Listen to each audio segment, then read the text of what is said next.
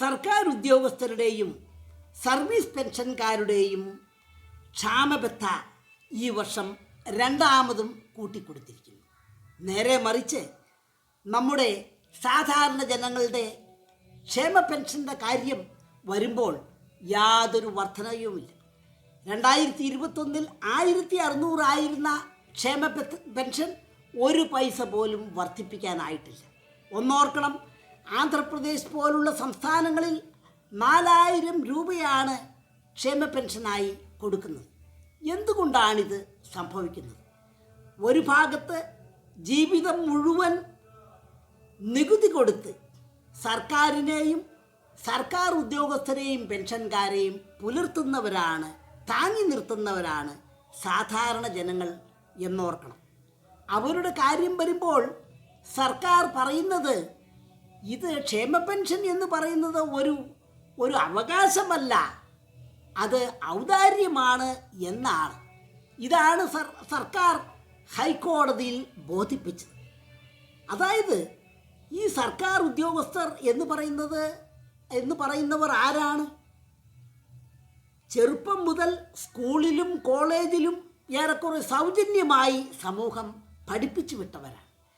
അവർ ഇന്ന് 30 വർഷം സേവനത്തിന് ശേഷം അടുത്ത 30-40 വർഷം സ്റ്റാറ്റ്യൂട്ടറി പെൻഷൻ എന്ന കള്ളപ്പേരിൽ അറിയപ്പെടുന്ന ശമ്പളം വാങ്ങുന്ന ഒരു വ്യവസ്ഥ ഇവിടെ സൃഷ്ടിക്കപ്പെട്ടിരിക്കുകയാണ്. അവരുടെ ഊണ് കഴിഞ്ഞ് മിച്ചം വരുന്നില്ല. ഇത് പണ്ടത്തെ നമ്മുടെ ചാതുർവർണ്ണയ വ്യവസ്ഥയിലെ പോലെ ആയിത്തീർന്നിരിക്കുന്നു.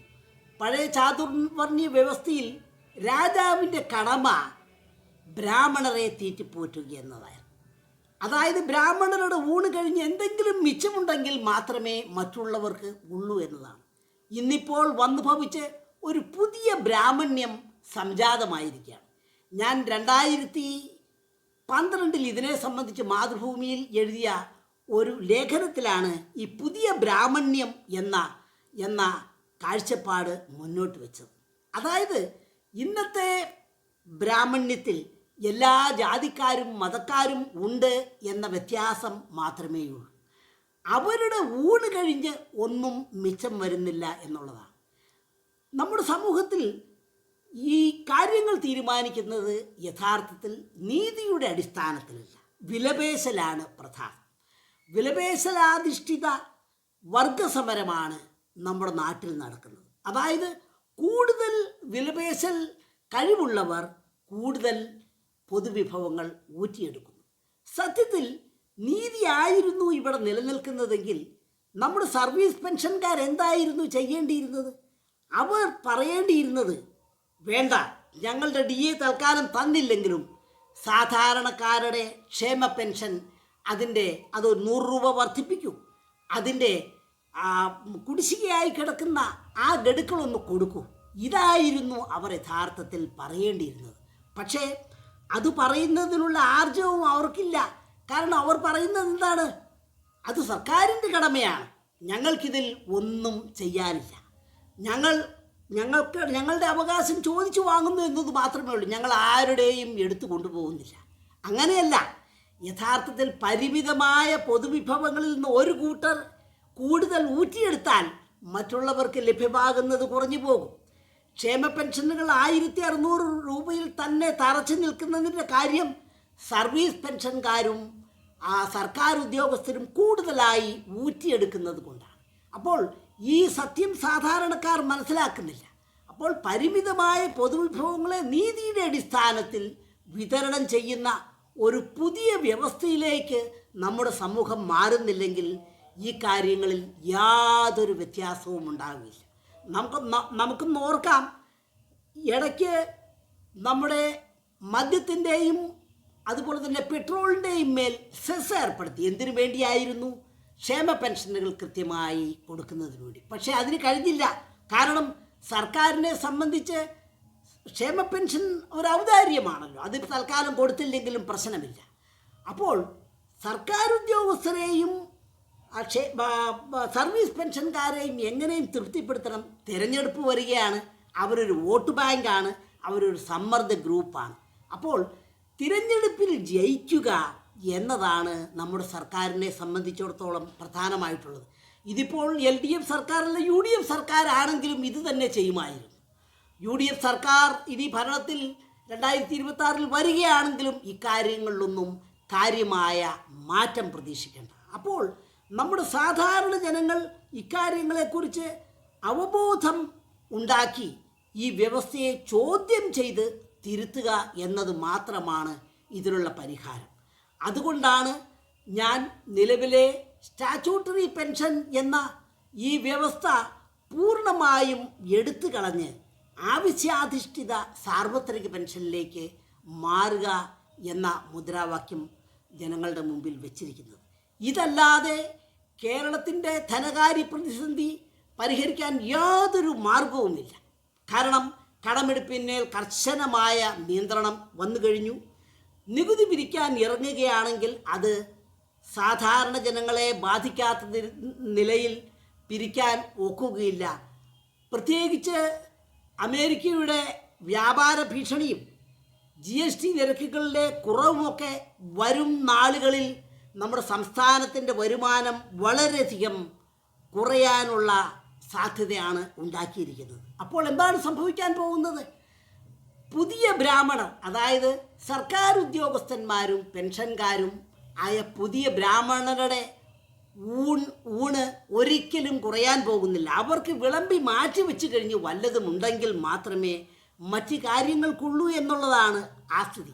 ഇതിപ്പോൾ സർവീസ് പെൻഷൻകാരുടെയും സർക്കാർ ഉദ്യോഗസ്ഥന്മാരുടെയും സമ്മർദ്ദം കൂടുന്തോറും അവർക്ക് കിട്ടുന്നത് കൂടുതൽ കൂടുതൽ കിട്ടിക്കൊണ്ടിരിക്കും. നേരെ മറിച്ച് ക്ഷേമ പെൻഷനുകൾ, നെല്ല് കർഷകർക്ക് കിട്ടാനുള്ളത്, കോൺട്രാക്ടർമാർക്ക് കിട്ടാനുള്ളത്, സ്കൂളുകളിലെ പാചക തൊഴിലാളികൾക്ക് കിട്ടാനുള്ളത്, അങ്ങനെ 100 കണക്കിന് ആൾക്കാർക്ക്, വിഭാഗങ്ങൾക്ക് സർക്കാരിൽ നിന്ന് കിട്ടേണ്ട ആനുകൂല്യങ്ങൾ കിട്ടാതിരിക്കുകയാണ്. അവയൊക്കെ തടഞ്ഞു വെച്ചുകൊണ്ട്, അവയൊക്കെ വൈകിപ്പിച്ചുകൊണ്ടാണ് ഈ പുതിയ ബ്രാഹ്മണരെ തീറ്റിപ്പോറ്റിക്കൊണ്ടിരിക്കുന്നത്. ഈ ബ്രാഹ്മണ്യം അവസാനിപ്പിക്കാതെ കേരളത്തിന് യാതൊരുവിധ മോചനവുമില്ല. വേറൊന്നുകൂടി പറയാം, ഈ പുതിയ ബ്രാഹ്മണരിൽ നല്ലൊരു ശതമാനം ജനസംഖ്യാനുപാതികമല്ലാത്ത വിധം സവർണ വിഭാഗങ്ങളാണ്. സവർണ വിഭാഗങ്ങളുടെ ജനസംഖ്യയിലുള്ള ശതമാനത്തേക്കാൾ എത്രയോ കൂടുതലാണ് നമ്മുടെ സർക്കാർ സർവീസിലും സ്വകാര്യ എയ്ഡഡ് സ്ഥാപനങ്ങളിലും ജോലി ചെയ്യുന്നു. അപ്പോൾ നമ്മുടെ സവർണ സമുദായങ്ങളിലേക്ക് എല്ലാ കാലത്തും പൊതുവിഭവങ്ങൾ ഒഴുകിയെത്തത്തക്ക വിധം സംവിധാനം ചെയ്യപ്പെട്ടിട്ടുള്ളതാണ് ഈ സ്റ്റാറ്റ്യൂട്ടറി പെൻഷൻ. നമുക്കറിയാം, എയ്ഡഡ് വിദ്യാഭ്യാസ സ്ഥാപനങ്ങളിലേക്കാണ് മൊത്തം പെൻഷൻ്റെ 35% ഒഴുകുന്നത്. അത് ആർക്കാണ് ഇവിടെ എയ്ഡഡ് സ്ഥാപനങ്ങളുള്ളത്? സവർണ ക്രിസ്ത്യാനിക്കും സവർണ ഹിന്ദുക്കൾക്കും. ഞാനിതിനെ സംബന്ധിച്ച് നടത്തിയ ഒരു പഠനത്തിൽ കണ്ടത് 2011 സെൻസസ് പ്രകാരം കേരളത്തിലെ ക്രിസ്ത്യാനികളുടെ ജനസംഖ്യ 18.4% മാത്രമാണ്. പക്ഷേ മൊത്തം പെൻഷൻ്റെ കാര്യമെടുക്കുമ്പോൾ 40,000 രൂപയിൽ കൂടുതൽ പെൻഷൻ വാങ്ങുന്നവരുടെ ഏകദേശം 32% ക്രിസ്ത്യാനികളാണ്. നേരെ മറിച്ച് നമ്മുടെ കേരളത്തിലെ മുസ്ലിങ്ങളുടെ ജനസംഖ്യ ഏകദേശം 27% വരും. അവരുടെ കാര്യം വരുമ്പോൾ അവർക്ക് 40,000 രൂപയിൽ കൂടുതൽ പെൻഷനുള്ളവരുടെ കണക്കെടുക്കുമ്പോൾ അവർക്ക് കിട്ടുന്നത് വെറും 12.3% മാത്രമാണ്. അതായത് നമ്മുടെ സമൂഹത്തിൽ നിലനിൽക്കുന്ന ഈ കടുത്ത അനീതിയെക്കുറിച്ച് കാര്യമായ ബോധവൽക്കരണം ഇവിടെ നടക്കുന്നില്ല എന്നുള്ളതാണ് സത്യം. ഈ സ്റ്റാറ്റ്യൂട്ടറി പെൻഷൻ എന്ന ഈ വ്യവസ്ഥയുടെ ഏറ്റവും വലിയ ഗുണഭോക്താക്കൾ കേരളത്തിലെ സമ്പന്ന സവർണ സമുദായങ്ങളിലാണ്. അവരിലേക്ക് തന്നെ കൂടുതൽ വിഭവങ്ങൾ ഒഴുകിയെത്തത്തക്ക വിധത്തിലാണ് നമ്മുടെ ഈ എയ്ഡഡ് വിദ്യാഭ്യാസ സ്ഥാപനങ്ങൾ പ്രവർത്തിക്കുന്നത്. കൂടുതൽ എയ്ഡഡ് വിദ്യാഭ്യാസ സ്ഥാപനങ്ങൾ എന്ന് പറഞ്ഞാൽ അതിൻ്റെ അർത്ഥം എന്താണ്? അവിടങ്ങളിലെ നിയമനം എന്താണ്? ഓരോ വിഭാഗത്തിൻ്റെയും ആൾക്കാരെ മാത്രം ആണ് അവിടെ നിയമിക്കുന്നത്. നമുക്കറിയാം, 100 അധ്യാപകരെ എടുത്താൽ 10 പേര് പോലും ആ ഒരു വിഭാഗത്തിൻ്റെ, ആ ഒരു മതവിഭാഗത്തിൻ്റെ പുറത്തുള്ളവരായിട്ട് കാണുകയില്ല. അപ്പോൾ അവരൊക്കെ തന്നെ കൂടുതൽ പെൻഷൻ കിട്ടത്തക്ക വിധത്തിൽ നിയമിക്കപ്പെട്ടവരാണ്. PSC വഴി ജോലി കിട്ടുന്നവർക്ക് യഥാർത്ഥത്തിൽ 25 വർഷത്തെ സർവീസൊക്കെയോ ശരാശരി വരികയുള്ളൂ. നേരെ മറിച്ച് കോഴ്സ് കഴിയുന്ന ഉടനെ തന്നെ എയ്ഡഡ് സ്കൂളുകളിലും കോളേജുകളിലും കാശ് കൊടുത്തോ അതല്ലെങ്കിൽ കാല് പിടിച്ചോ ജോലി നേടിയവർക്ക് 30 അതിനു മുകളിലും വർഷത്തെ പെൻഷൻ അർഹതയുണ്ട്. അവർ അടുത്ത 30-40 വർഷം പെൻഷൻ എന്ന കള്ളപ്പേരിൽ അറിയപ്പെടുന്ന ഈ ശമ്പളം വാങ്ങിക്കൊണ്ടിരിക്കും. അപ്പോൾ നമ്മുടെ സമൂഹത്തിൽ ഇൻസ്റ്റിറ്റ്യൂഷണലായി ചില വിഭാഗങ്ങളെ കൂടുതൽ അവർക്ക് പ്രയോജനം കിട്ടുന്ന ഒരു വ്യവസ്ഥയായിട്ട് ഇത് മാറിയിരിക്കുകയാണ്. ഈ വ്യവസ്ഥയെ തിരുത്താനുള്ള ഒരേ ഒരു മാർഗം ആവശ്യാധിഷ്ഠിത സാർവത്രിക പെൻഷനിലേക്ക് മാറുകയാണ്. അത് ചെയ്യുന്നില്ലെങ്കിൽ കേരള സമൂഹത്തിൽ അസമത്വം കൂടിക്കൂടി വരും. നമ്മുടെ അവർണ വിഭാഗങ്ങൾ, മുസ്ലിങ്ങളും scheduled caste, scheduled tribe, OBC